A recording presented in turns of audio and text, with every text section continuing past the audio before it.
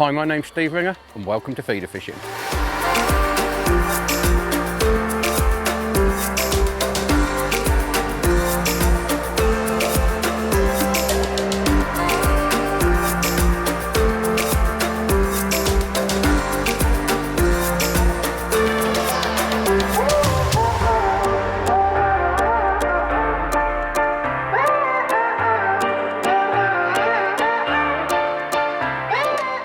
Right, today I've brought you to a relatively new venue for myself, one I fished a long time ago in the form of Butterley Reservoir. Now, I used to fish it regularly probably 10 to 12 years ago, but I hadn't been back until last week when I came on a 2-day festival. And to be honest, I didn't do my homework. So a little bit schoolboy on my behalf perhaps, but I used to do really well here 10 to 12 years ago. So my idea was it's bream fishing, just to fill you in the picture. There is carp in here, they don't count in the matches, so carp are pretty much irrelevant. So you're fishing for bream. But 10, 12 years ago, we used to fish it what I'd call like modern bream fishing. So fish meal ground bait, lots of pellets, mini boilies, little wafters, yellow meat, them sort of baits, modern bream baits. So in my head, I came back here thinking, I'll fish exactly the same. They're still the same fish, surely they're gonna feed the same.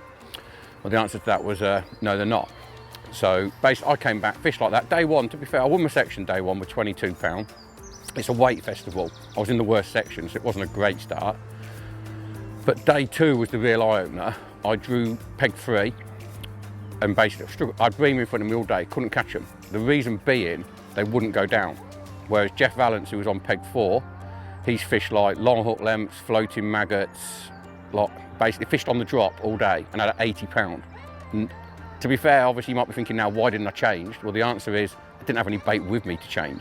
I had no live maggots, no casters, nothing I needed basically to fish how he was fishing. So today I've come back to try and right the wrong, so to speak. So I'm thinking, today I'm going to try and fish on the drop. I've got no idea why those fish wouldn't go down. Well, I've got a few ideas why the fish wouldn't go down. I think firstly the water's tap, and when I say tap, I mean tap water clear. So visibility is really good. Secondly, it's heavily carp fish, this venue. So there's a lot of spodding over zigs, which basically means spodding a very fine ground bait over the top of popped up baits for the carp. And I think the bream have sort of cashed in on this. But I have to be honest and say, I did know the festival last year, they have 2 or 3 festivals on here a year. The festival last year, Lee Wright won it and he fished on the drop. But to be fair, I just thought I'll be able to force those fish down, but I tried everything last week, like heavy feeding, stodging up the ground bait to get it down, and the bream just would not go on the bottom. You know, they just want to feed up in the water. So today, I come to fish it how I should have fished it. So bait's going to be a little bit different, and I'll talk you through that next.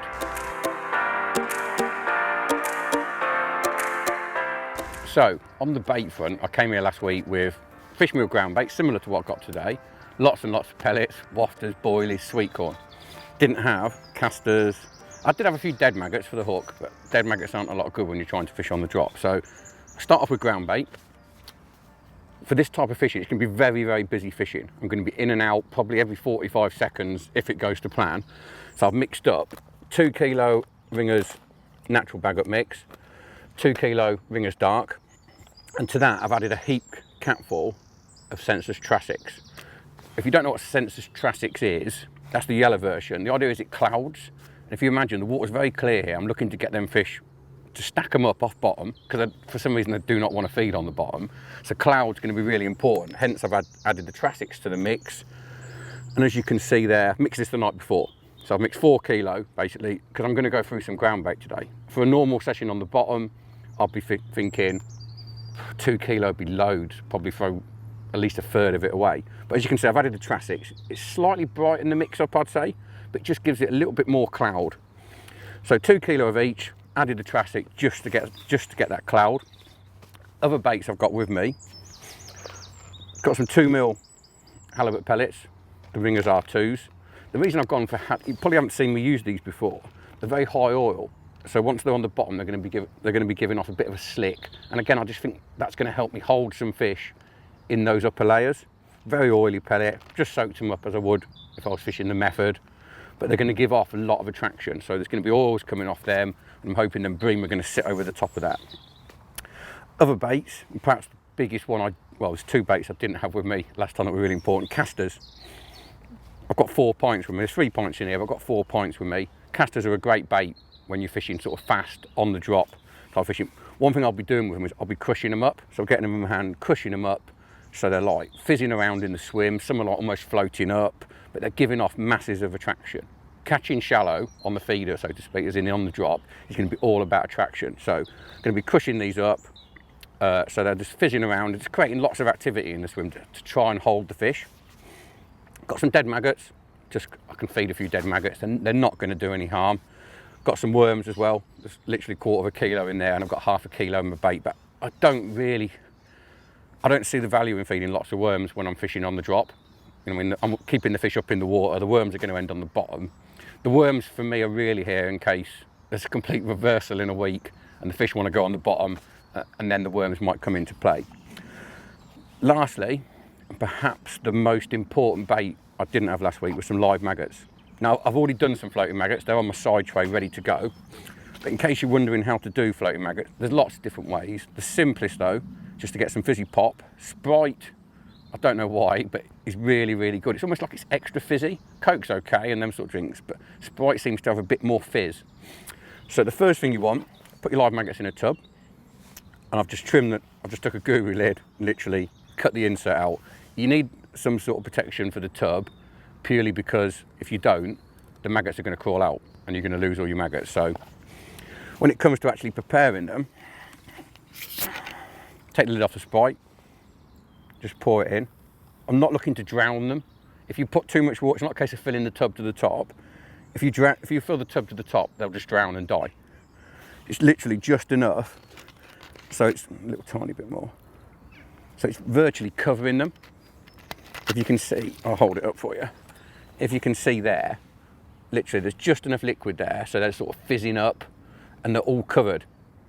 I mean, you don't want to be drowning them at all. If anything, I'd rather have slightly too little liquid on than too much, because you put too much liquid on, they drown, they die, never going to float, and they're pretty much useless. So I've put the Sprite on them. In an ideal world now, I'd leave them for sort of, the longer you can leave them, the better. I did mine for today, that one I tried, I did them last night. So they've got plenty of time to soak the Sprite up. But as a rule, if I know when I'm going island and I'm going to use floating maggots, get to my peg, do my floating maggots, then they've got an hour and a half, maybe even 2 hours to soak up all that liquid, and they're going to float. What you will notice, and I'll talk you through it when I get there, I'll have a little tub of water on my side tray, just for testing that I'm making sure I'm putting the floaters on, but we'll talk about that in session, so to speak. So that's the bait, completely different to what I came here with last week, but I'm hoping it's going to work.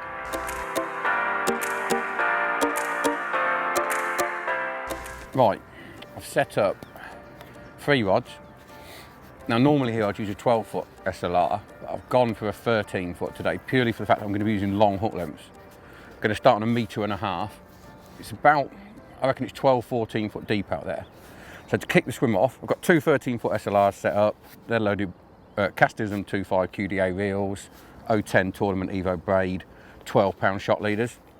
Set them up helicopter style, purely for the basis long hook lengths. I do not want to be tangled, but I'll talk you through the actual setup once we get fishing. Baiting rod, it's a proper baiting rod. A lot of people ask me about this beauty. It's a longbow spod, Daiwa longbow spod, 4.5 pound test curve, and I've got on it MCAST 25A reel, loaded with 25 pound quarter spod braid, straight through. Just makes spodding, or baiting up as you want to call it, easy. Feeder choice is the big 7-hole Guru bait up, got 30 gram lead on it. What I'm going to do at the start, I'm going to put 6 in. I'm going to empty everything on the surface. Bear in mind, these fish do not want to go down on the bottom, or they certainly don't want to eat on the bottom. And I think conditions today are pretty similar to last week, bright. To me, the fish should be up. It should be exactly how it was last week. So I'm going to put 6 in, empty them on the surface. So literally, I'm going to put plenty of crushed casters in it, crush them up into the ground bait, so plenty of activity, a few deads, a few of the little 2mm pellets. Load the feeder like so. The beauty of braid is, because it's got no stretch, it's dead easy to empty the feeder. So I've picked my mum at 50 metres, nice comfortable chuck, let it hit, virtually don't let it sink, just empty it, one quick jerk. You can actually feel the bait coming out the feeder. So if you imagine now, I'm almost spodding with a feeder, releasing everything on the surface, so I'm getting sort of a column of bait working. I'm going to put 6 of them in. The other great thing with the Guru bait up feeder, slightly tapered, so it releases the bait really fast, which is perfect in this sort of situation.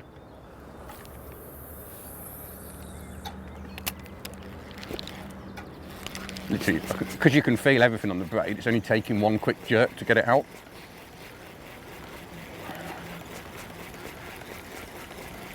I mean, there's not lots of point putting loads of bait straight in, purely on the basis I'm going to be fishing fast anyway.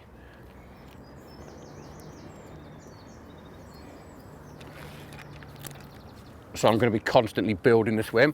Yes, I might pick this rod up during the session to top it up, but I'm going to be fishing that quick that, in theory, unless it dies, unless I catch a few and it dies, there shouldn't really be any need. But that's 3. I've lost count while I'm talking to you. Put a few dead reds through as well.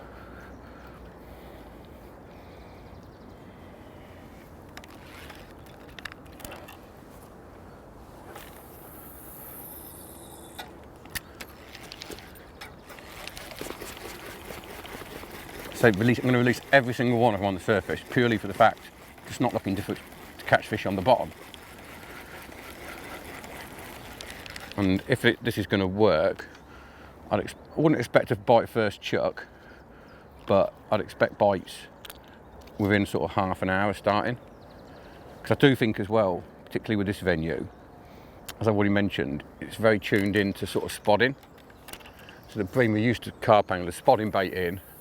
So if anything, they home in on the noise as well. And the other good thing about the spod rod, it makes casting easy.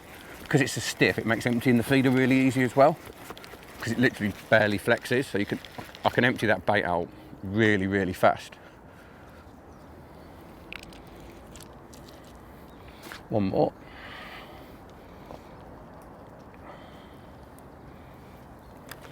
And the way I envisage it now, I've got like ground bait clouding up, casters fizzing around in the swim. So there's plenty of activity going, which hopefully is going to pull a few fish in.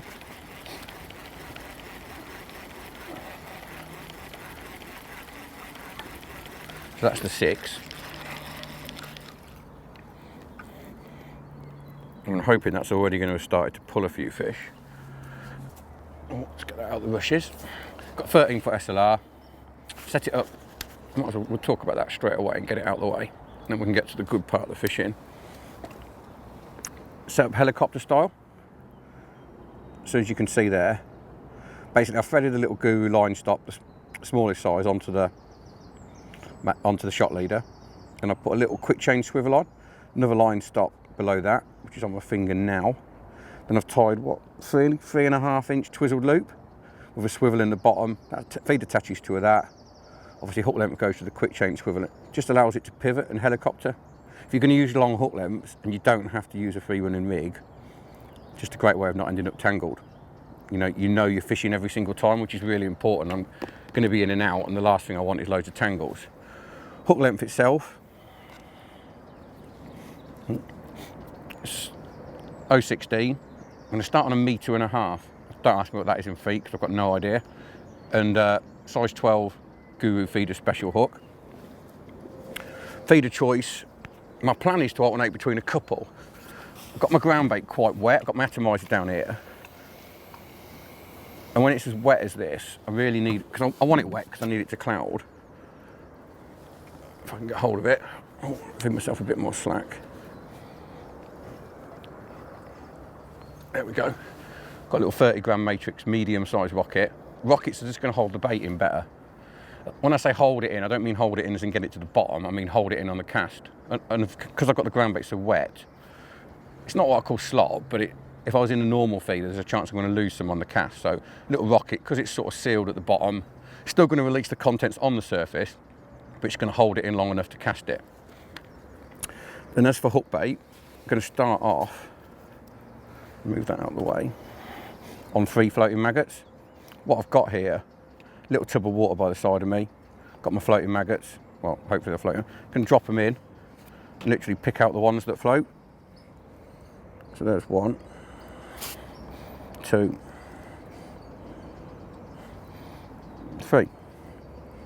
I mean, I don't believe for 1 minute, I'm going to drop these down there just to have a look myself, they're going to actually pop the hook up. They're not. But it's sinking really, really slowly, which I don't think is a bad thing. If I put 4 on, it wouldn't be far off holding it up. But 3 is just enough. So it's sinking nice and slow. So let's have a go.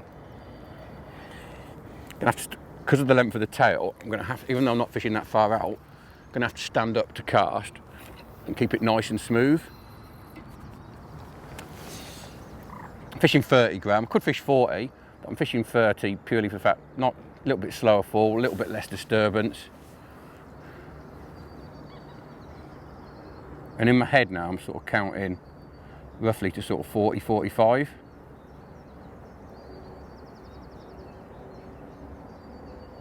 I'd be surprised if I got a bite first shot. I think if I was going to get one, I'd have had it already by now. So I'm just putting a few loose offerings. Don't want loads of loose offerings, but I want enough to get the swim going. So what I'm hoping is to be able to build up a rhythm now.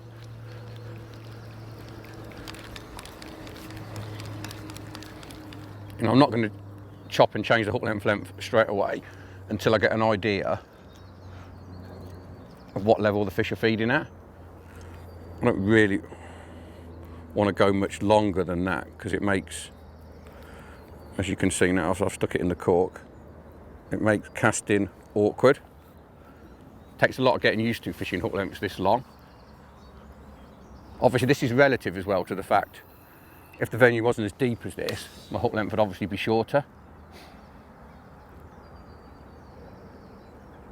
The other thing I'm feeling for, as I'm like sort of letting that feeder hit, go down, is in case I clip any. When I say clip any, when I was here in that match like last week, in the last hour, I was clipping fish on the way down, but literally had no way of presenting a bait so I could actually catch them.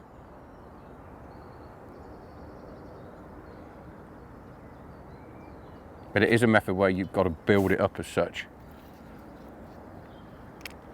It would be nice if it had gone round first chuck, to be fair. Literally, I'm just counting it in my head. No indications. Just mending the boat. It's not a method where I need to sink the line. Just want to get the rod on the rest. Keep it sort of roughly tight.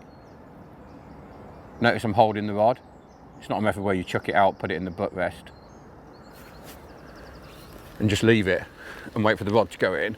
It's holding the rod. I'm not saying I'm striking at bites because I still believe the fish hook themselves to a degree.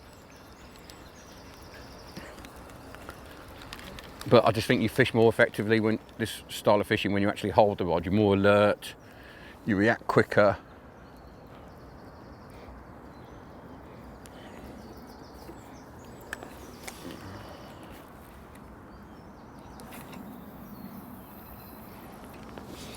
Very sort of what I call like rhythm fishing.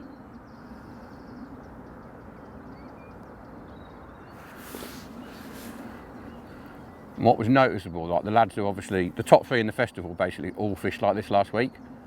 Anyone who tried to fish on the bottom, basically, oh, I don't know if that was a sign. Looks like I've got a load of grebes in my swim as well. Anyone who tried to fish like on the bottom, like myself, basically didn't do any good. You could catch a really odd fish basically trying to bore one on the bottom. But what I noticed about the lads that caught, they caught in little runs. So they'd get like 4 or 5 really quick, then nothing for half an hour, then 6 or 7. They weren't catching like, it wasn't like a case of getting a bite every chuck all day. It was a case of getting some bites in little bursts and making the most of them.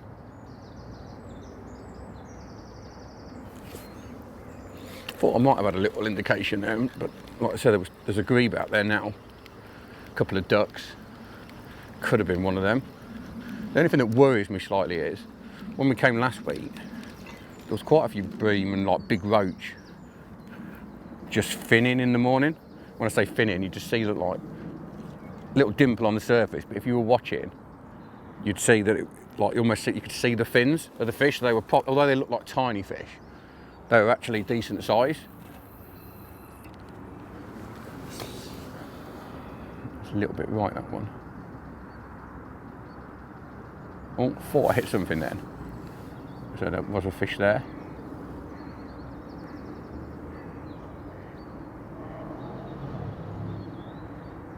When I say hit something on the way down, all you get is like a tiny little flicker. So the line might, excuse that motorbike, so the line might just flicked across something. So I'm fishing the 13 foots for the ease of casting, but I've put 1.5 ounce tips in them just for bite detection. It's not something a lot of people tend to do with the 13s. They tend to use the 2 ounce as the lightest tip. But I think when you're fishing like this for all sizes of fish, when I say all sizes, I'm talking 12 ounces upwards, it's important that you're seeing everything. So one more chuck, and then what I'll do is we'll leave you for 10 minutes or so while I try and get the swim up and moving. The maggots are looking a little bit the worse for wear. Let's put 3 fresh ones on. Okay, just drop them into that tub. Pick the ones that are, if that was a carp out there then. Like I said, there is some good carp in here, but I'm not fishing for them as such today, purely for the basis. If we catch one, great. Obviously it won't go in the keep net. We've got a special permission today to use nets. Let's feed myself a bit of slack. So obviously carp aren't going to go in the net anyway.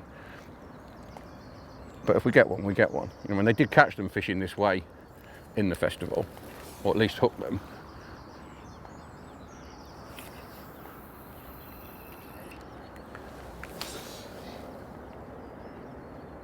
and just holding it nice and tight on the way down. Sure, I flick something again then. Don't feel like big fish, but fish.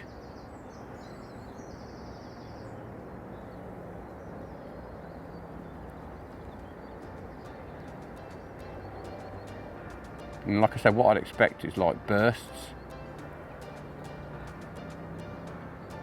Well, I'll get some like a little run of fish, and then it dies off. So well, I'm going to try and get the swim going, and hopefully when you join me again, we'll be getting a few bites.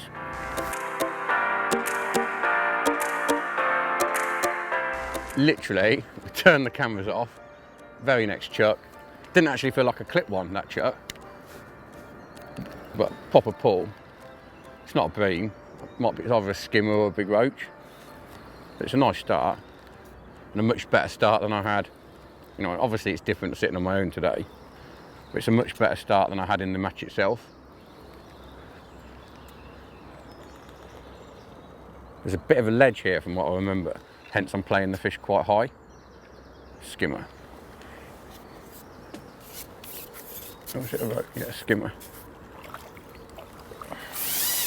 Amazing when you think Butterley's full of these type of fish, and yet I had a swim full of them. I'm convinced, not full of them, but I had 20 pound, and I honestly think my peg, if I'd have fished it in this style, was worth 60 pound plus. Don't go much smaller than that one, but again, I'd expect the size of fish to vary. Interestingly, I had a white on there as well. Sometimes when the water's clear, rather than just stereotypically putting like 3 reds on, adding a white can make a big difference. Just a little fleck of colour in the clear water.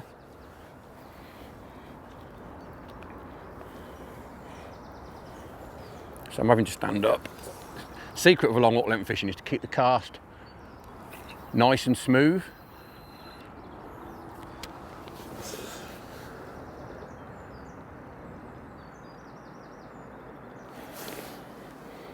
Realistically, I'm not going to get liners off fish on the bottom,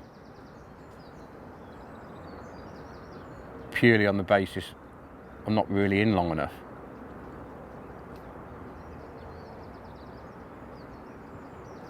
Just meant that though. I wasn't just going to crush a few more casters. I always think like feeding to get them there at the first is almost more important than anything.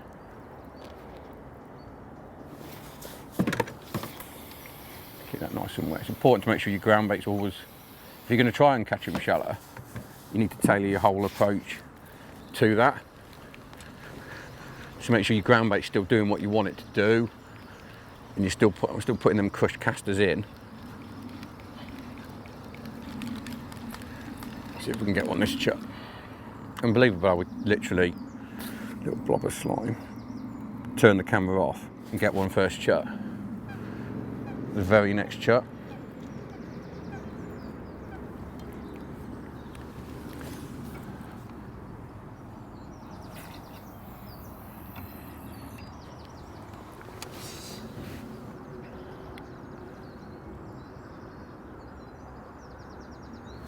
It's got to be a good 12 foot deep.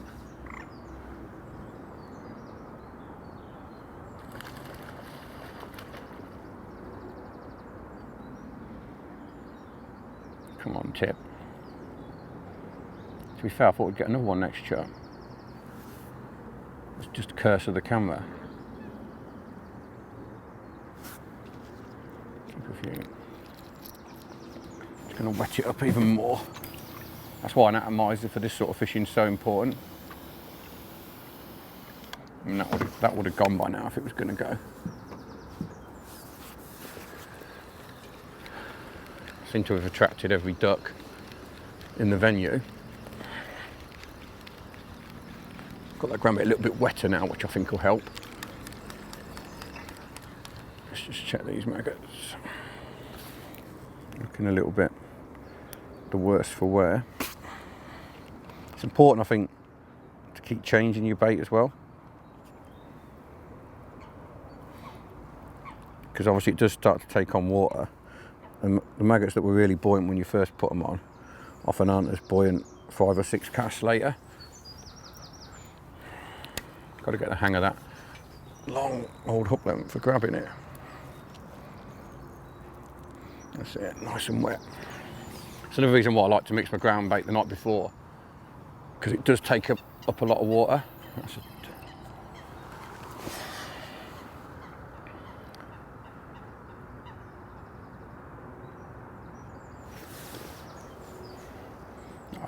I mean, that bite I had was literally like now, but it is the only proper indication I've had. Like I say, I do expect at some point them to properly turn up, but it's not a method where I can suddenly think, right, I've had enough, I'm just going to chuck it now and leave it. You've got to keep it going in. Oh, yes.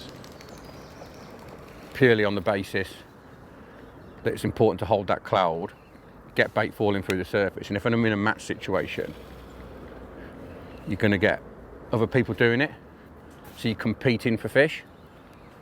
This one feels a little bit bigger, and it would be nice to on a 12-foot rod, but the length of the tail just means 13 is just so much easier for casting, and casting is probably the most important part. The shorter the rod, longer the tail, more chance of you catching something on the back cast. Oh, it's come off. Didn't feel fouled either. Let's have a look. No, maggots are chewed, but not damaged as such. Definitely seems better with like a white on or something like that. Well, 2 whites. That was 2 whites and a red.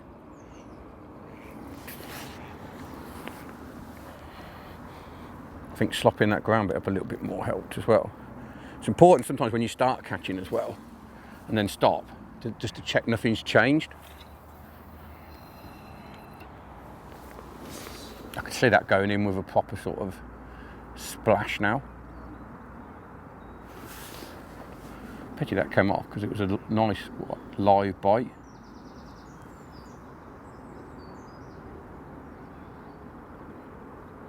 Sometimes something as simple as your ground bait drying out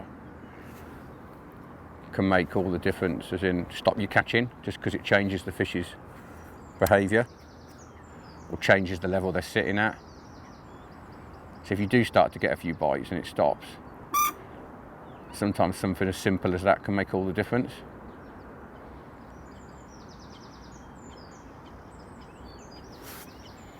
Keep crushing up a few casters. Bit annoying that coming off.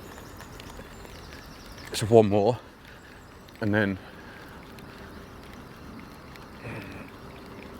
we'll just keep going through it. What I will do, if I start to get a lot of fish in the swim, then I'll look at changing the feeder to a window. The reason being, a window just casts better. Oh, if I could get the hang of grabbing this feeder, it'd be a lot easier. Makes you fish more efficiently. Cast better, gets down quicker. And also sometimes you can get almost too much bait in the swim, and I can restrict that better with a window.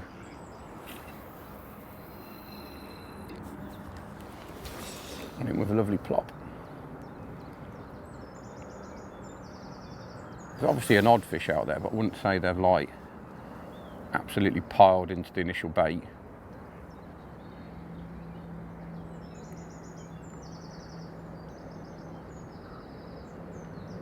No signs this chuck, not clipped it, not felt anything the last 3 chucks either. I said I had that bite. We'll have one more bite, one more cast on camera just for luck. Keep a few micros going in as well. Like I said, I'd expect, if you're going to get bites, them to be within like 15 seconds. So I'll have one more cast while we're live, so to speak. And then no doubt, turn the camera off and we'll be in. But no, I'm only literally like placing the bait in the feeder, not plugging it hard at all. I want a lot of it to come out literally on impact, so I'm keeping that constant cloud. That's one of the reasons I've added that Trassix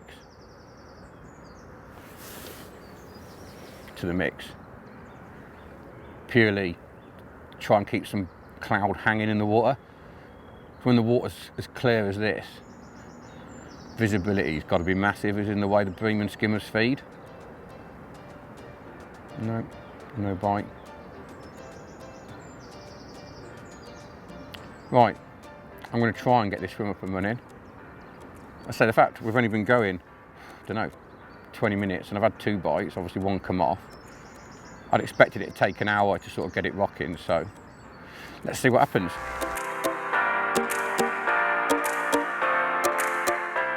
It's been a bit slower than I expected. I had that early skimmer, and then I lost one. Then I had another one, probably 10 ounce, while we weren't on camera. And I've had a couple of little tiny fish, but no real indications. And then I've just switched to 4. I've just been messing around, because I'll be brutally honest, I'm learning this while we're filming. It's not something I've fished loads of. I've just put 4 on, just so it holds it up a bit better. Left it out probably 50 seconds. And a tiny little indication, and we've got a bream. I'm just surprised I've not had more, there we go, more actual indications on the tip.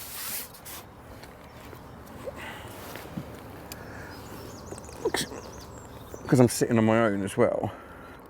Jeez. Not sure we'll get that back. Let's have a look. Might be a, so I always believe I have a couple of, I can't even see that, so I'm gonna cut the line. It's probably 3 and a bit pound. I'm not a fan. If you deep hook a bream, personally, I think have a go. If you can't feel anything, or even see a sign of the hook, don't just keep prodding, it's only gonna kill the fish. Whereas, I think if you cut the line, the hook will break down and it'll get rid of it. But no, going back to the fishing, I put 4 on, left it in, like a little bit longer, but I tested it off the end of my rod end first as well.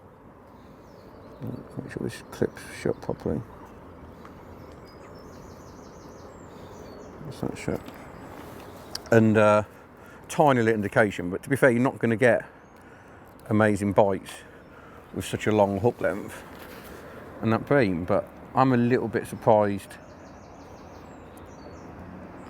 that I've not had more indications. We've been going like, we've not been going long, just the fact I'm sitting on my own We've been going 45, 50 minutes.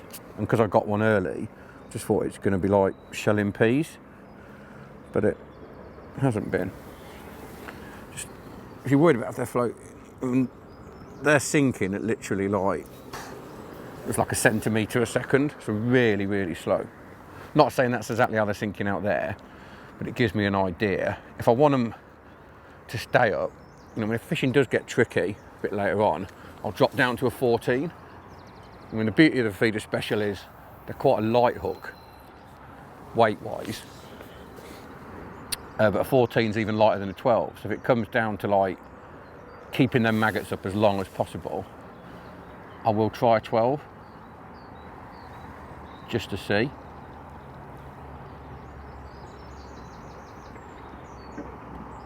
So there's not really massive. Oh, there's a fish. That was a proper bite, that one. Feels like a skimmer, but maybe the simple difference is 4 maggots instead of 3, just that little bit slower fall. Maybe with 3, it was just going down too fast. I mean, little things like that. Although there obviously is a number of fish out there, small changes can make all the difference. Or it might just literally be like what I talked about earlier. There's a little window of fish just coming through the swim. Either way, they're very welcome.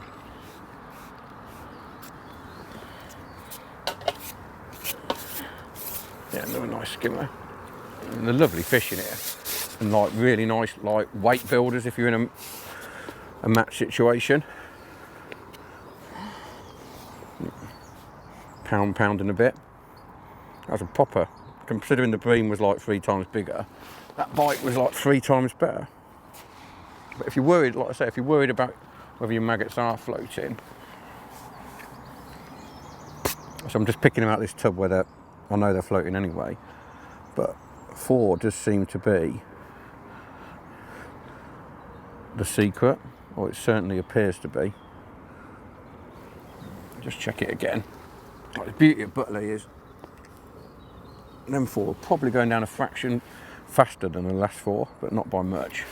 Beauty of Butterley is it's so clear, which I'm sure is one of the reasons why these bream and skimmers, that and the depth, like to feed up in the water. That's, to be brutally honest, not my best chuck ever. It's not easy, I will say, casting with such a long tail, because you're having to halve your backswing.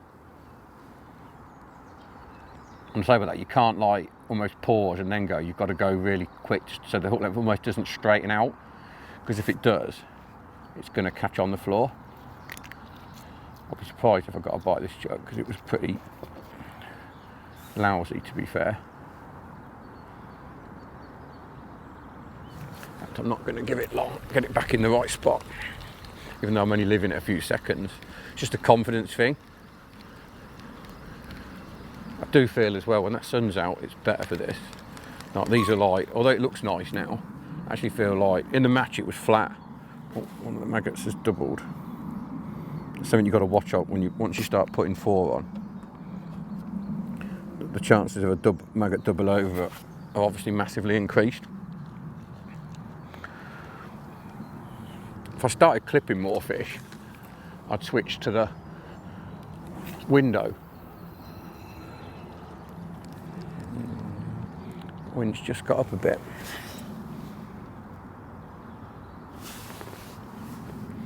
But at the minute, I feel like I'm still building.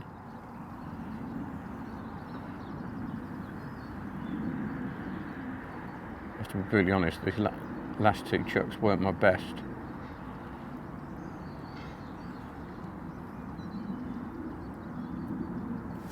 Keep them crushed. All I'm doing every sort of 10 minutes, picking up a handful of casters, crushing them like so you can see all the white pulp in the hand. Just drop them in and mix them in, just so they're giving off plenty of attraction. Let's have another go, see if we can straighten everything out a little bit nicer. It might be I'll need to, just because that wind's got up and I'm trying to keep the cast nice and smooth, I'll need to up it to the 40.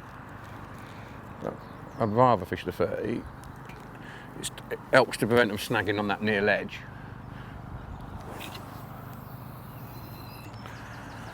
That's better.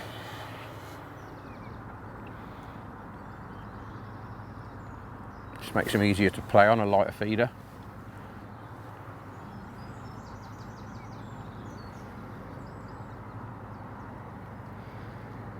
Say 2 bites in 2 chucks.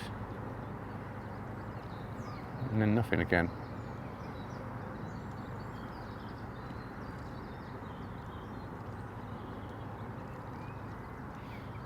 You haven't really left it out any amount of time, so, but even now, if there was like a load of bream milling around on the bottom, I'd expect to get a line or something.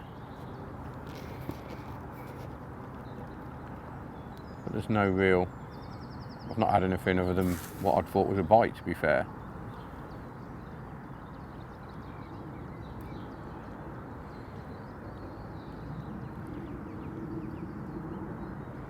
It's interesting fishing because obviously you can't be lazy at it. Got to keep working really hard. So one more go and then we'll get back to trying to build the swim up. It's always nice when they come in live, so to speak, but I do expect later on, if it properly warms up, they will.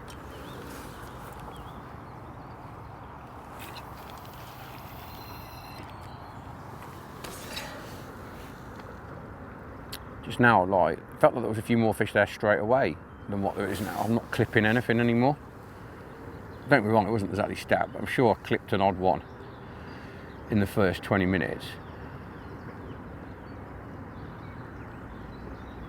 The thing I've got to sort of work out is whether I can just keep feeding. But at some point, do I need to actually stop, maybe cut it right back and try and catch them? But like I say, we're not even an hour, well, virtually an hour in now, which in bream fishing terms is nothing. So it doesn't look like they're going to get a bite this chuck. So we'll pick it up, hopefully, and there's a little bit more consistency to the fishing, or we're going to make a few changes.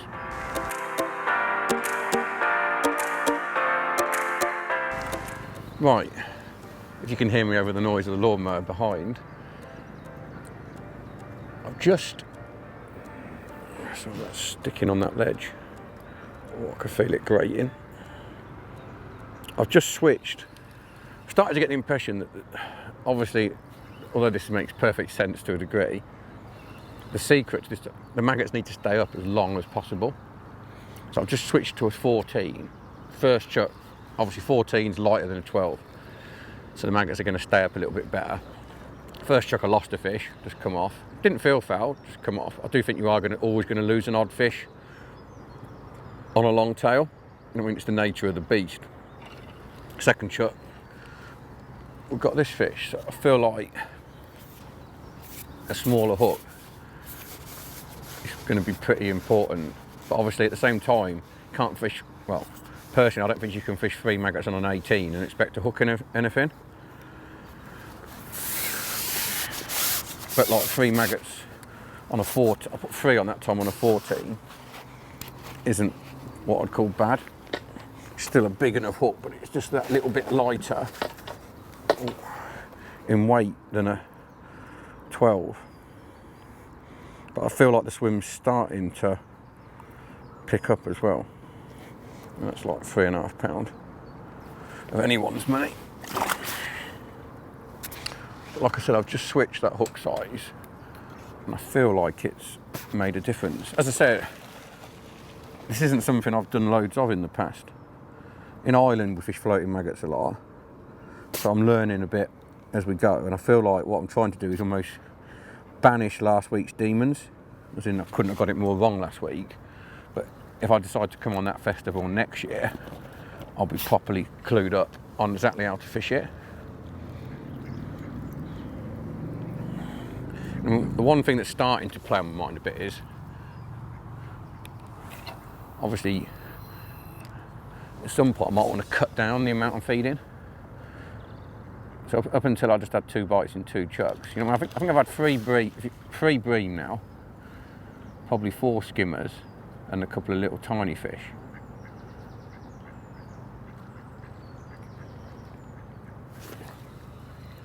But it's whether they've just rocked up or that hook size is literally critical.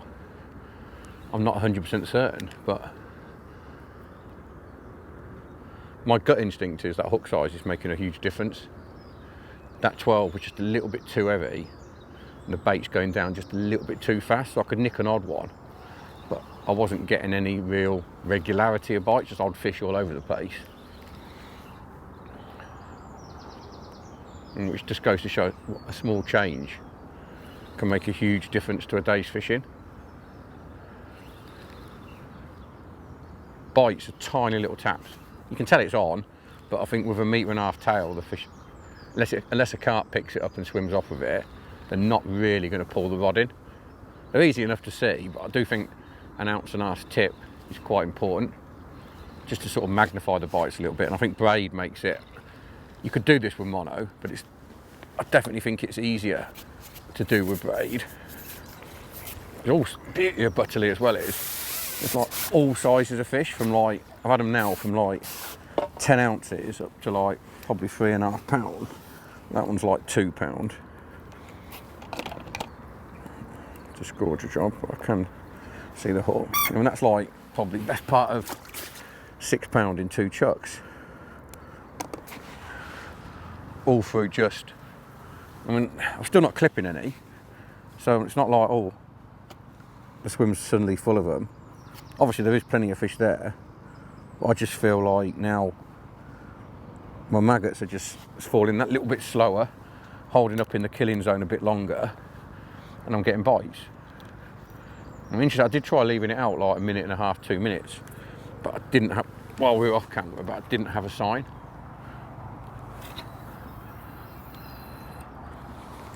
Starting to get the hang of that long tail as well now, as in like casting, loading the feeder.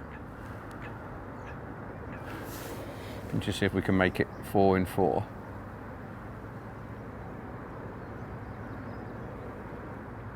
I thought it would have gone if it was going to go. So there's a danger with this, I think. It's got to be a good 12 foot deep. At some point, I'm going to have to change this feeder, because I feel like you could bring them. It could end up too high, which is pretty much how I felt the other day. Obviously I wasn't even fishing up in the water, but I felt like I had them too high, so there was literally no chance. And the more I fed it, if anything, the higher they come, the worse it all gets. No sign this chap, typical. But it was a nice little burst of fish. Let's have another go at it. I mean, it could have been the fact just a few fish drifted in, caught them, and now they're going to drift out again. But the fact is, that smaller hook, got a double over it. The smaller hook definitely didn't do any harm. If I'd have had a bite that chuck, I couldn't have hooked it because the maggot had re-hooked itself. That's the only problem with big bunches of lives. You just can't do this with dead maggots as such.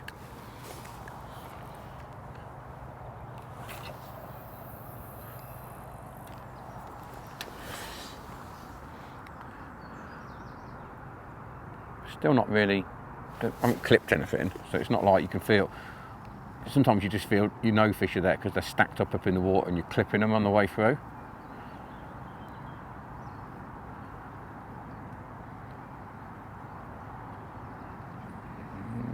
No bite again this chap. That's how quick bites have been, like, I almost feel now I'm already out of bite time. I'm not saying there's no chance, but the chances of getting a bite now, let's crush up some more casters, have been massively reduced again. What I might try is putting 4 on, so I think 4 might even float it. Sometimes you think you might get one on the end with such a long tail, but as to yet, I've not been that lucky. Let's have another. Let's put 4 on, put 4 freshens on. Definitely makes a difference as well, changing your hook bait. You can't just keep flogging the water with the same bait if you want it to stay up. Let's have a look. This is 4. Just drop them in. That's virtually, though it looks like a, that's virtually staying up. Just going to swap one of them. Just looks a bit like a Medusa's head. There's that many maggots on quite a small hook, but let's give it a try and see what happens.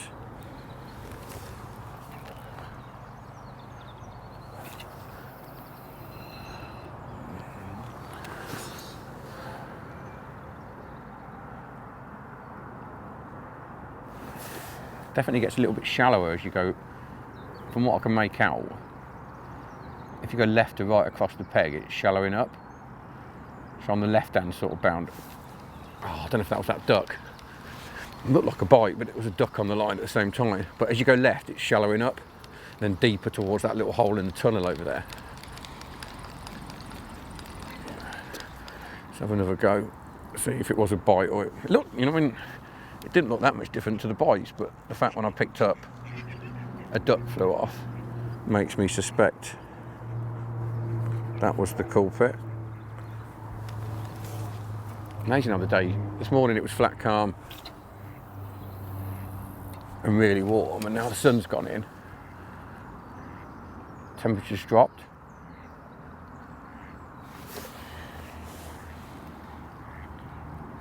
Right, we're on 4 maggots this time. There's another duck trying to get stuck in the line. What is it with ducks and my line? No sign again.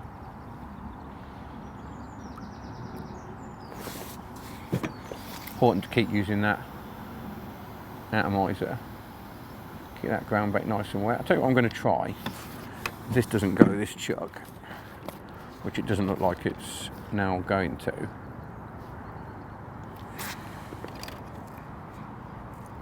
What's going on here?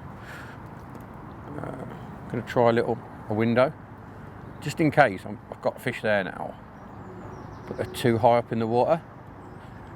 So I've a couple of quick chucks on this to see if that pins one. While we're live, I think it's something well worth doing. And we've been going an hour and a half now, so it's like long enough to start making a few changes.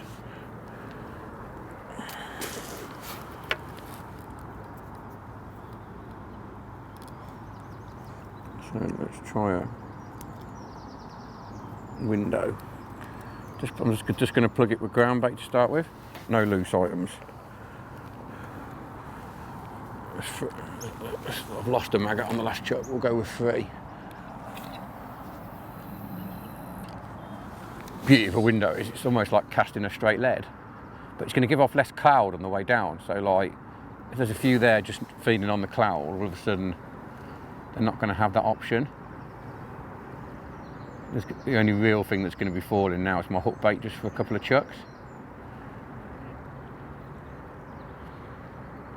Like I say, it's like a little change that to me makes sense. And obviously, has it come off? No, it's still on. But I don't know what it is. It's not big, but it's a bite.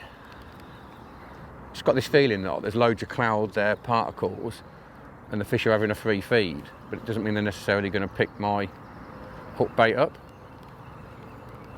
Hence why a window, just with some ground bait, just not all the time, just like a skimmer, just for like 5 or 6 chucks. What's it, big roach? Let's have a look. No. Oh, hybrid or skimmer. Just might get me a little run of fish. There we go. Quite small, to be fair, by Butterley standards, but possibly a fish that's been in the swim a long while. But if I keep feeding it loads of particles, I was never going to catch it. Let's see if we can repeat it on the window. And the other thing I noticed in the festival, they were catching a few on like a straight lead as well, which to me a window will do a similar thing. So this is called feeder fishing, not straight lead fishing.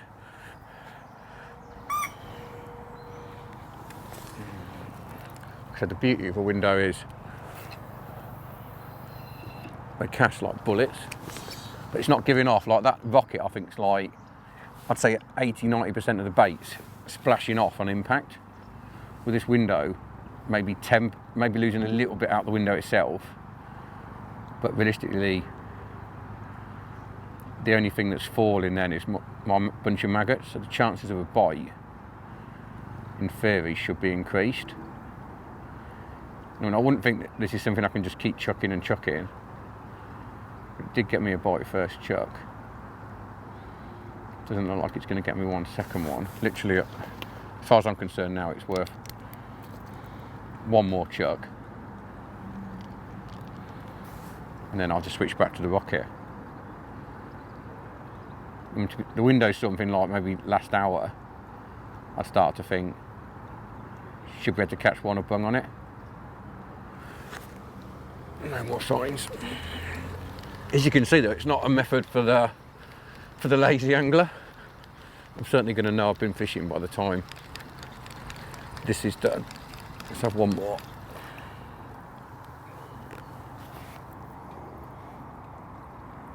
Let's put a fourth maggot on.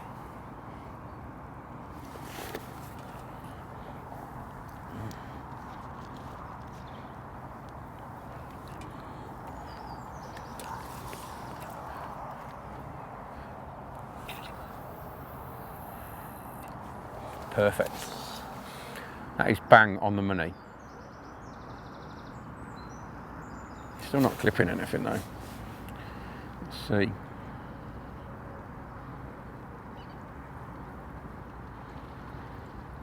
No.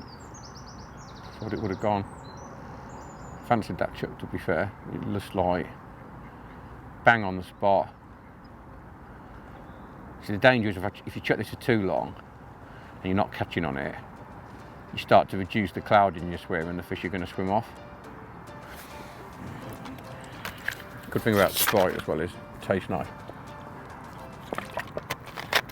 Well, it nicked me one, so I wouldn't say it wasn't worth doing, but I'm going to have a switch back to the rocket and we'll take things from there.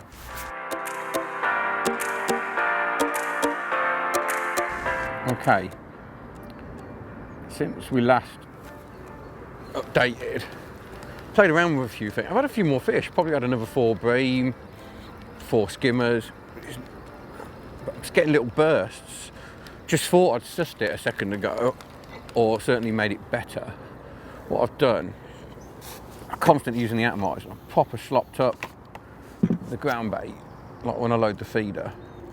You can see there, it's proper wet. Almost like to the extent any wetter it'd start running through the wire. And I had like four fish in 4 chucks. As soon as I started doing it, I was like, I've sorted this. And now I've just gone 2 chucks without anything. So maybe I haven't sorted it. Maybe it's a case of just constantly chopping and changing. So I've upped how many crushed casters and stuff I'm putting in, just to see. But what's noticeable is if I get a bite, it's pretty much on. By the time I get the rod in the rest, it's already on. Like now, probably call me a liar now, but I'm past bite time basically. It's just weird how you feel. I felt like I sussed it. When we literally, like, I think I had 3 bream and a skimmer, many chuck, instant bites. I was just like, that's it now, we're away. But all of a sudden, nothing again. I don't know whether it's because the water's really clear, so they're just moving in and out, and it doesn't matter what I do, I can't hold them as such.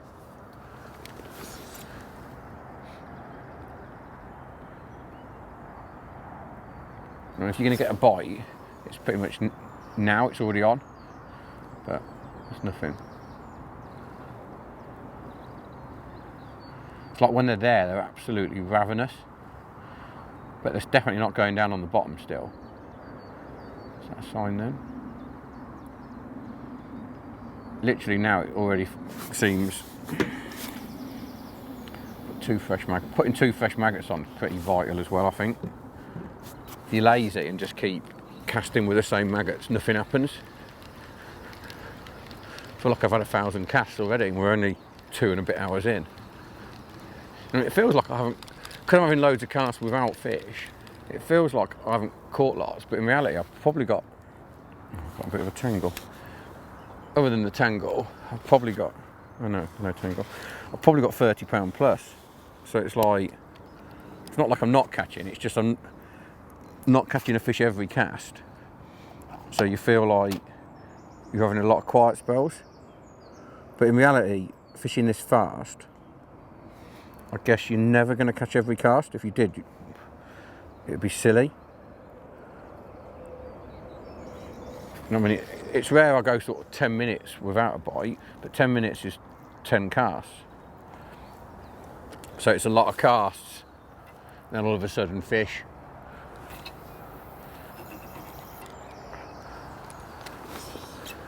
Interesting thing, when I fished the match, it was a lot calmer. There were quite a lot of fish rolling out there. I haven't really seen any today. Oh, that was a bite. I haven't seen any today. See what I mean about those 4 new maggots? Bite straight away. I'm going to change these 4 again. That might be why you get little runs of fish as well, because it forces you to change your hook bait. They look really good. I'm just going to change one of them. That was definitely, that was like a perfect illustration of how quick the bites are as well. It's proper, like literally, you can almost see it glistening, proper wet. That atomiser's virtually constantly. I'm getting absolutely, you can see by the state of my t-shirt as well, I'm getting covered in it. But it definitely seems better, wetter. Obviously you could have gone for a really dry mix, but I've never been a fan of like massively dry ground bait. So like that should have gone already. Oh, it's had a stop. I've got that one. That's a Bream. But literally almost got to keep adding water to keep that ground bait at the right texture.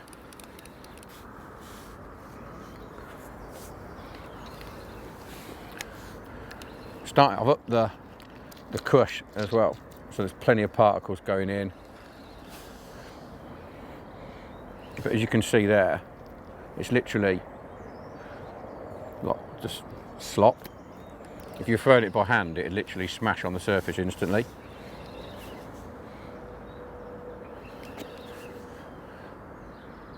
I do feel like I'm starting to get there. Obviously, it's like any method, you can do it, but getting it spot on is the secret. Maybe the difference between like 40 pound and 80 pound. And lots of little things like, I think constant using fresh maggots is important. Texture of ground bait. Keeping plenty of them crush casters going in as well. I think the problem with this technique is it's easy to get lazy, especially if you're not catching, but the lazier you get, the less you're going to catch. I don't know whether it is, or whether it's wrapped up, but it feels a little bit bigger, this one. Or one's just, a carp is literally just topped. Maybe a metre past where I'm chucking. I reckon this might be foul hooked after I've given it the, speaking about how I've sorted it out. The carp is literally just topped. No, it's not. Just a better fish. Virtually right on top of my stuff out there. I just think maybe my ground was a little bit too dry and I wasn't getting the required. That's probably the biggest bream of the day. It just seems total madness that there's this many bream in this lake, and yet he's a proper old, but he's not far off. £5 plus.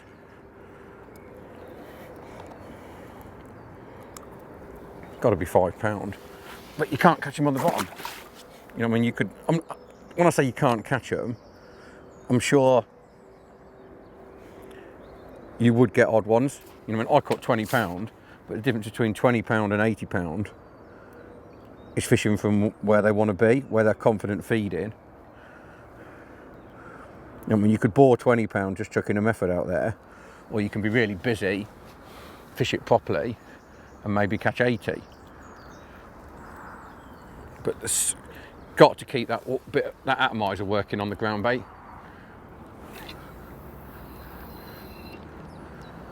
That's literally that carp top bang on where I'm casting, but slightly to the right. I don't think it's a coincidence that it topped there.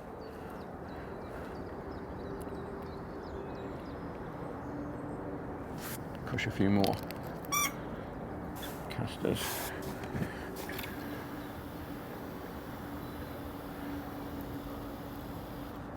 So I'm already past bite time again now.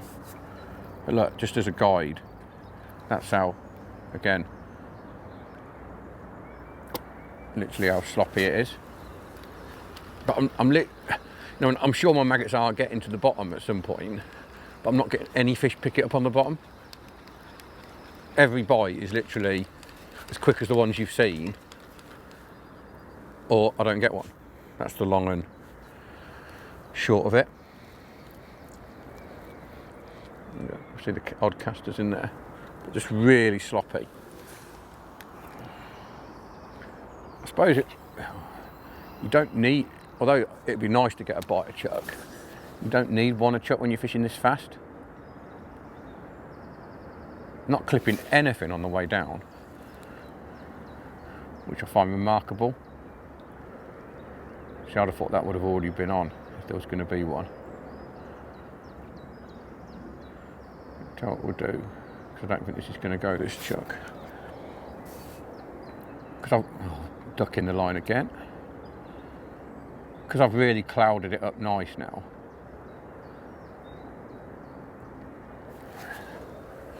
Just going to chuck that window again. Because I've probably been doing this slot for, I don't know, best part half hour. And I'll tell you what, we'll have one more chuck with the rocket first. Although obviously this, you might think, oh, it's a unique method to this venue. Personally, I'm already thinking of places like Staunton and Howald, Ferry Meadows, where I know the fish can come off bottom. All right, they're shallower, but like floating maggots, long tails, could really work there. Not fishing it particularly like this. There you go, that's how quick they are again. But maybe like 2 hours into a session, like slop up a bit of ground bait, 3 quick chucks. Just might nick you. If you're only fishing 5 or 6 fish, it'll nick you one. You know, I've had it at a ferry where I've clipped an odd fish in the past, and we noticed in particular last year, this time of year, on gunwave when the water's clear, every bite was within 30 seconds of chucking out. If you didn't get, don't get me wrong, only getting 4 or 5 bites, but it makes me think we're on a 50 centimetre hook length. On a metre and a half, would we have caught more fish? Some days I'm 100% certain I would have done. So it's like a little method that I feel I'm going to keep in my armoury. And like certain waters like this one is totally dominant, but other waters I think it's going to be worth a few fish. I mean, Carmel's another one I think it could catch you an odd fish. Not one a chuck, but during the middle of this, I'm convinced in deep water, skimmers in particular do like to sit up, and the clever ones will get used to sitting up, and you're just not going to go down to get caught. So the only way you're going to catch them is floating maggots, long tail. But like I said, you might not want to do it constantly. It's another nice fish, I think, this one. Slightly different, because obviously I do like my running rig, as regular watchers of this will know. It's never quite as nice playing them on what I call the helicopter, mainly because you play in the feeder as well as the bream. It's not as direct.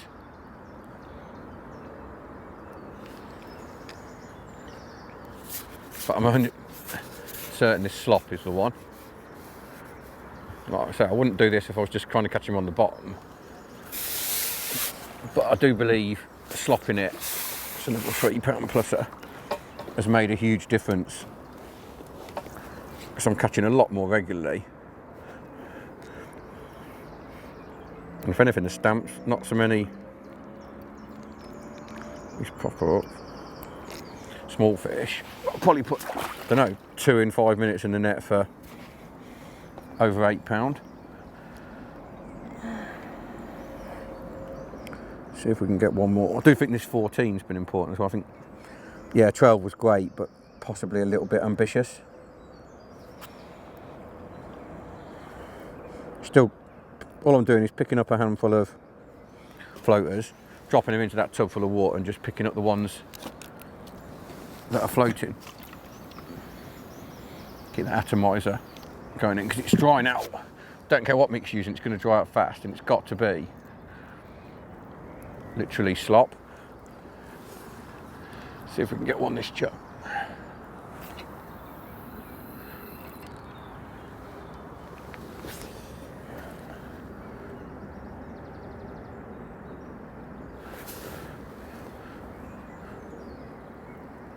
So that would have already been on, I think, if I was going to get one that chub. Oh, there we go. Amazing, literally. Probably, don't know, added a third more water to that mix, and it's transformed the swim to a biter chub.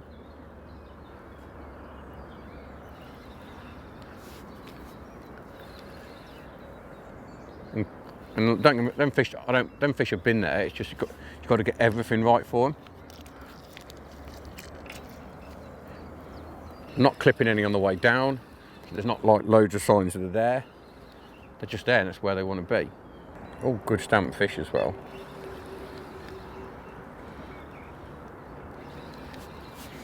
I do think them crushed casters are important as well. Watch out, Mr. Moorhen. I think that one, another Bream.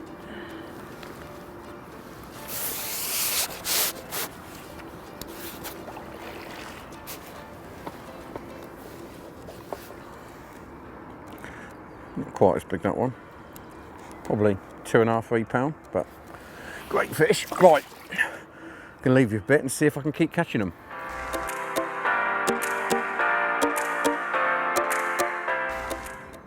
Well, if you remember, the last time I saw you, I said a carp had topped. I'm not saying it's the carp, but this isn't a bream. I've had it on 7–8 minutes now. Not really seen it yet. I don't think it's a huge carp, but it's definitely not a bream. It just goes to show it's not a method that just catches bream. And there's some nice carp in this lake, I know. I'd say it's probably like, I don't know, £8 to £10, but I'm purely guessing because I haven't actually seen it yet. What we'll do is, because obviously carp aren't allowed, keep nets have only been allowed a special permission to anyway, but carp aren't allowed in keep nets full stop. So if I can get him out, we'll get him on the mat and have a nice look at him. So look, it'd be nice to see him just so I could see how big he is. It's a mirror. He's not massive, but he's a nice looking fish.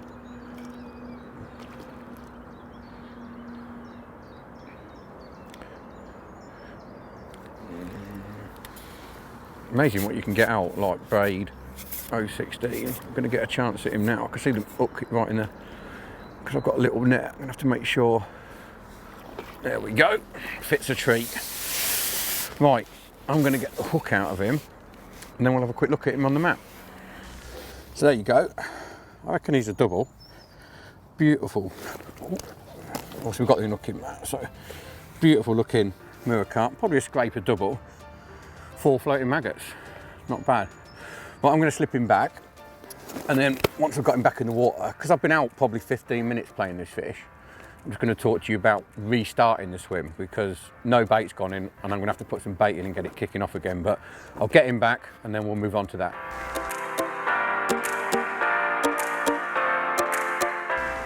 Right, just had that carp. But as I said, it's took me, I don't know, 15 minutes to get it out. But I felt it was worth getting it out because it proves, obviously it's not just a method just for bream, and it was a nice fish, nice picture, etc. But I've been out of the water for 20 minutes, and this approach depends on a column of food. So what I'm going to do is pick up the baiting rod and I'm going to put another 3 in. I'm having to use, I can't use the mix I'm using in the rocket. I'm having to use like the opposite corner, purely for the fact the mix I'm using in the rocket is too soft. Perfect for a rocket because the lead at the base of the rocket is holding it in. But with a baiting feeder being open at the end, if I use that feeder if I use it with that wetter ground bait, it's just going to come off. So I'm going to put 3 in just to restart it. I don't believe the fish will have gone far today, but if I was in a match situation, then there's the chance other people have been feeding. If someone was clever next to me, for instance, they're going to have kept putting bait in. They're maybe even going to put their own baiting rod up because I was catching well and tried to pull my fish. So you have to think about stuff like that. So a way of me almost just regathering the fish, so to speak. Put 3 in and then I can get back to the fishing side of things. Like I said, same as earlier, let it hit. Oof. 2 quick jerks, empty that feeder. Just get that, just to restart it. And I think a bit of noise doesn't hurt either. Like I said, I think anywhere where carp fishermen are, they spod and the fish get tuned back in. Where are we going to put that? That's the fishing. Is that the... No, that's not. If there's a choice of 2 rods, why is it always pick the wrong one?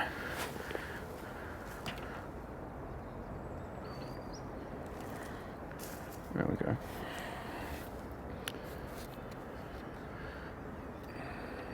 Right. I'm going to stick with the cage purely for the fact that seems to be the best feeder. One thing I will say, that I had a lovely hook hold on that carp. Definitely wasn't coming off, and it shows how strong these feeder specials are. Right, atomizer. A few more crushed up casters.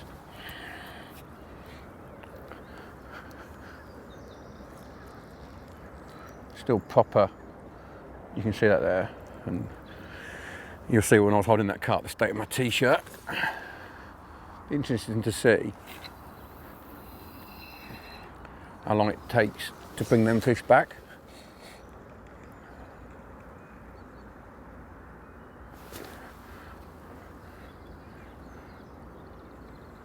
I mean, I could have just gone back in and started fishing, but I wouldn't do that in a match. Today I might have got away with it, purely on the basis there's only really, I think, 4 or 5 carp anglers on here other than myself. But they're spodding, you know what I mean, there's 1, 2 up, he's spodding regularly. So those Bream are going to be coming to the noise of his. So it's not going to hurt to put 3 in. Just try and switch the fish back on again. Sort of it probably didn't take me 20 minutes, but I bet it took 15. It's quite a long time to play a fish and not be putting bait in the swim. I've got a little knack now when it comes to filling, because it's hard to fill the feeder with a metre and a half hook length. If you grab the hook length sort of nearly halfway up, it gives you the leverage to get to fill the feeder.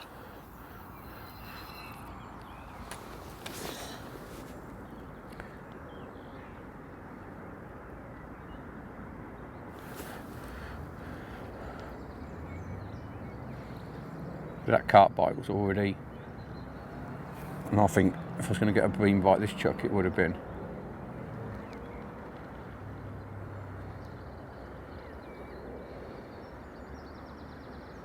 It's almost like when the Bream come in, they like dart around.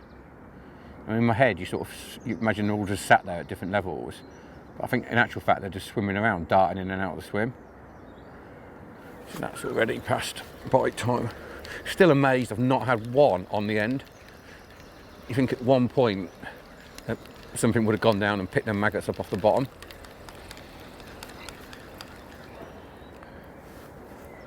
But no, to be fair, oh, no, it's not.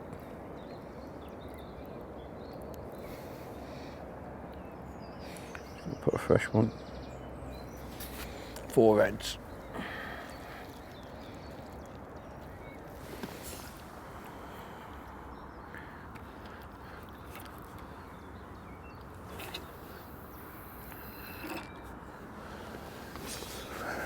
can see when that lands, it's proper like splashing into the water.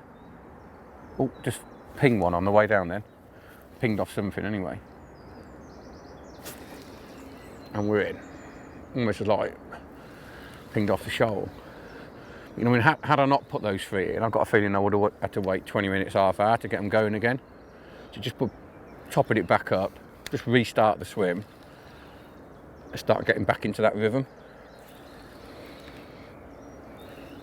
Skimmer, I think.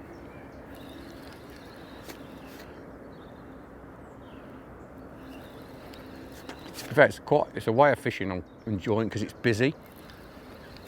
Lots of things because you're having a lot of chucks, you can try lots of things and rule them out or rule them in very quickly.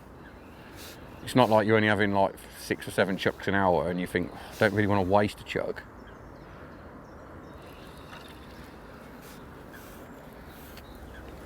Big skimmer. Skimmer's a beautiful fish.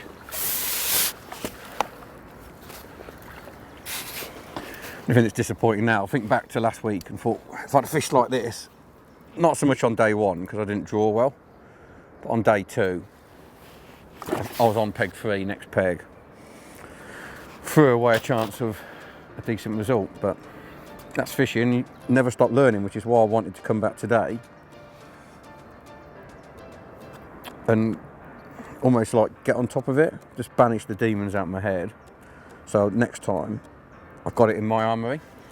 Right, I'm gonna have another chuck, see if we can get that swim rocking again.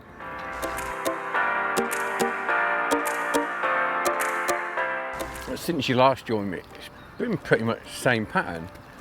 No matter what I try, I can't get one a bung. I just think that's the nature of the beast. The water's really clear, probably still quite cold to be fair. Get little runs, some nice fish. Obviously had that carp. Slop's definitely important. I just had 20 minutes on the window. Started clipping quite a few at one point on the way down. Couldn't catch one.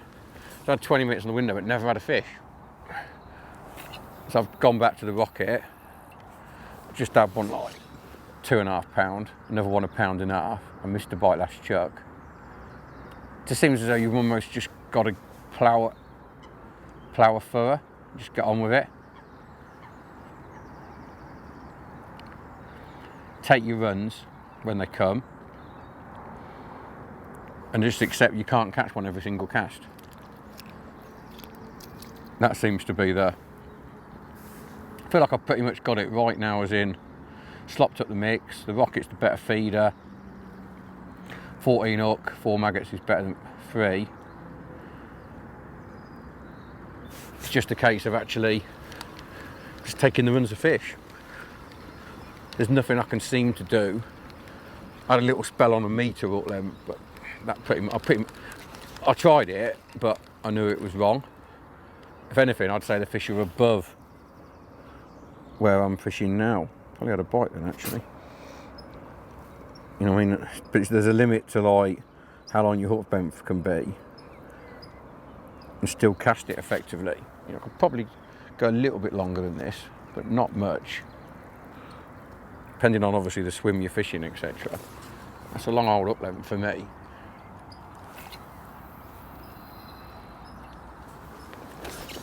But no, it's steady. You know, and I reckon I've got, I don't know, over 60 pound, I'd have thought. It's just getting, you've got to discipline yourself to the fact, because you're casting so regular. So I've got someone starting up a chainsaw. I think it's a chainsaw anyway, but because you're casting so regular, you can't catch one every single cast. I mean, and it just makes you feel like you're not catching as well as you should do. When in retrospect, you actually are. You know, when you're catching like 2 or 3 bream every 20 minutes, that's hardly bad fishing. It just feels like it because you might have had 10 casts before you get one. But like now, I'm on 3 casts now without a fish, having just had 2 fish in 2 casts. It's just a case of ploughing on, basically.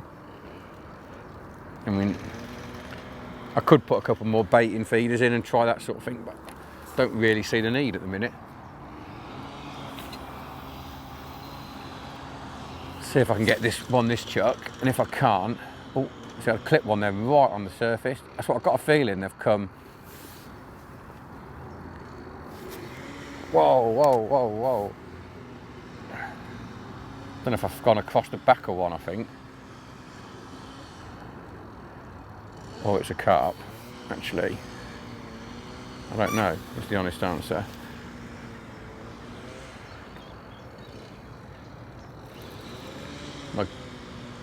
I think it's a carp. Yeah, can't be a bream, can it? Even a foul up bream doesn't feel this heavy. Oh, I don't know though. Doesn't feel like it's swimming quite right.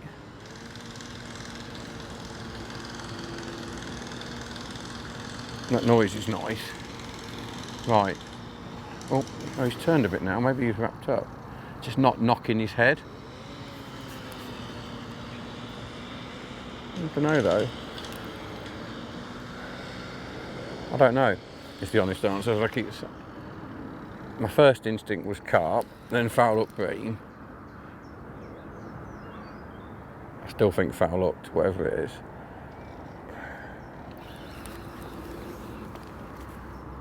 No, it's not. I don't think it is foul. It's a carp. It's got to be a carp. Just sort of, I thought it nodded its head then.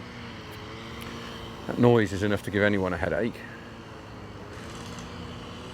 Interestingly, both times I've hooked the carp, I've had a little quiet spell just before. Almost as though when a carp comes in, it pushes the bream out. It's got to be a carp. No bream. I mean, I foul up big bream at Ferry Meadows, like 8-pounders, and they go some.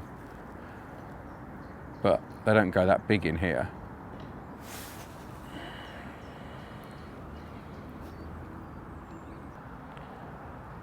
Because the water's so clear as well, I think they fight twice as hard. This one's off back now. But they do tend to be really good looking fish. So if I could, I'd like to get a look at it. It's definitely off. The thing is, I'm only on 0.16, I've got no chance. It's not like I'm on a hybrid feeder. It's got some steam up now.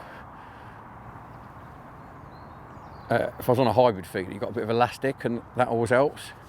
But I've got no sort of shock absorber in this rig. He's in something now. Apart from this tree. This is not looking good now. Oh, it's cut me off. Definitely went, there's a lot of zebra mussels on the inside. Right, let's have a look where it's cut me off. Could have hung on to it, but I think it would have broke me anyway. Let's have a look. Has it broke the braid or the shot leader? It's cut through the braid. So it's obviously gone across some zebras. Right, we haven't got long to go, but I'm gonna swap rods and to see if I can finish with a couple of more fish.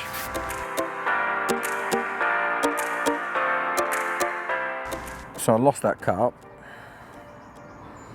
Obviously I think it ran me through some zebras. Picked up the spare rod. It's took me like 20 minutes to get the swim back again. Just had another bream then. In hindsight, a little bit lazy. Should have picked up the baiting up rod like I did the first time. Because I didn't play that one for as long and I lost it, I thought it might be okay. But obviously it wasn't. One thing that is noticeable is the fact it's better when it's calmer for this style, whether it's just this style of fishing or the bream here just like to feed more when it's calm. I don't know, but it's definitely, since the wind, when the wind gets up, it definitely affects the fishing. And definitely it's like the temperature's dropped.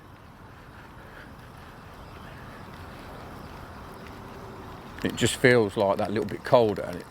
I mean, I don't think it's knocked the fish down. I just think it's knocked them from feeding altogether. That and the fact I think I've seen another carp. I don't think the bream and the carp get on that great in the same swim.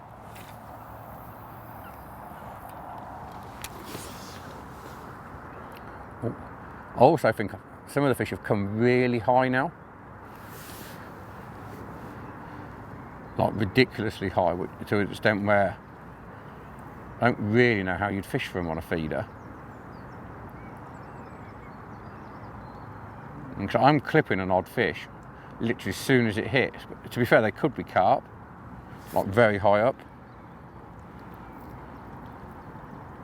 But I've tried a few different things, as in how I load my feeder, tried loading it with a bit dry, just to try and drag them, if it is bream, try and drag them down. But I've not really been able to. I've either caught in really fast runs or not at all. I'm just looking now to see if I can get one bream just to finish the session on. To be fair, it's been an enjoyable session, and I feel like I've learnt a lot. And I feel like now I could more than compete fishing this style on the festival next year. I think the hardest thing's been disciplining myself to the fact you can't catch one every single cast. And also once I sort of fine-tuned certain things at the start, like obviously 3 smaller hook, 4 maggots, slopping up that ground bait, it's been pretty steady. It's only this last little period where it's gone quiet. And I think that's a combination of A, carp, and B, a temperature drop.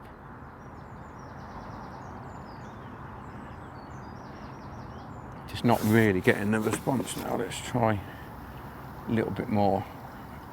Just like a fish to finish, to be fair. So when they were catching in the festival, it was the best spells tended to come when it was flat calm. And that's pretty much been the same today. Nice and calm, more bites. Or I think a warm wind, because this isn't a warm wind.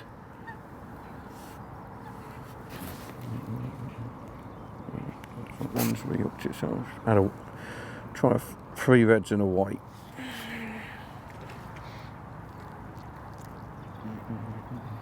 That's proper slot now, that is.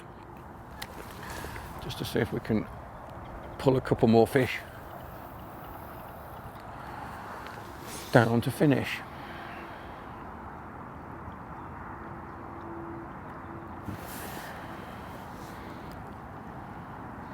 It's an awkward one because you feel like keep chucking can send them too high in the water, but if you don't do anything, you don't even get them in your peg. Oh, is that an indication then? What I'm doing, I'm not, once it hits the bottom, I'm just winding. That's an indication then, might even be one on. Winding nice and slow, just keeping in touch, just keeping a slight bend in the tip. I'm not winding like a madman to get tight. If I get a bite, no, it'll show me. I'll show you properly on this next shot. Come on, let's have a fish to finish this. See if, yeah, that was a bite. I've been chomped. All the maggots are pretty much chomped. Right, 4 fresh floaters. 1. Go for a white in the middle. 2, 3, 4. Bit of slop. Interesting that I got that bite straight away when I proper slopped it again.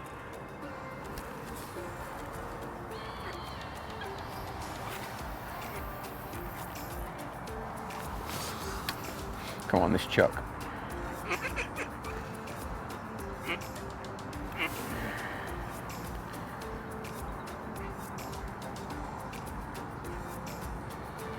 No. Oh, have a sign then. Yeah, there we go. To be fair, maybe it was just me. That's why I've lost the fish. Just haven't had my ground bait right. That's the first time since that carp I've proper slopped it. Missed a bite and then a fish, which I guess just goes to show how important the ground bait is. So if we can get this one out, it'll be a nice fish to finish a really enjoyable session on. And I do have to admit, I love busy fishing, and I feel like this style of fishing, you can make it happen.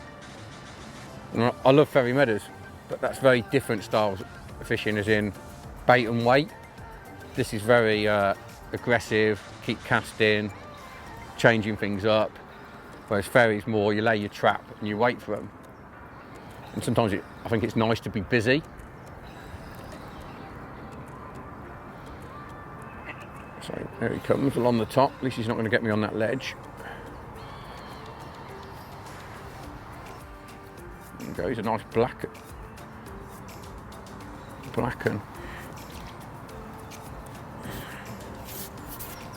There we go.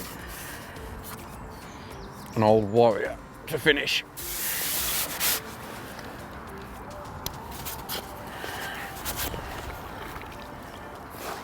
He's a proper, he's caked in spawning barnacles.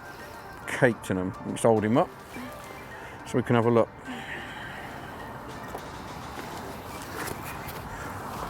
Get him in a nice position to hold him. He's a proper, there we go. Lovely way to finish the session. I'll pop him in the net and we'll have a look what we've actually got, but I think you'll agree, it's definitely been a little bit different. There you go, some of the bream I've caught today. Too many for a cat shot to use them all. Just picked out some of the best ones for you.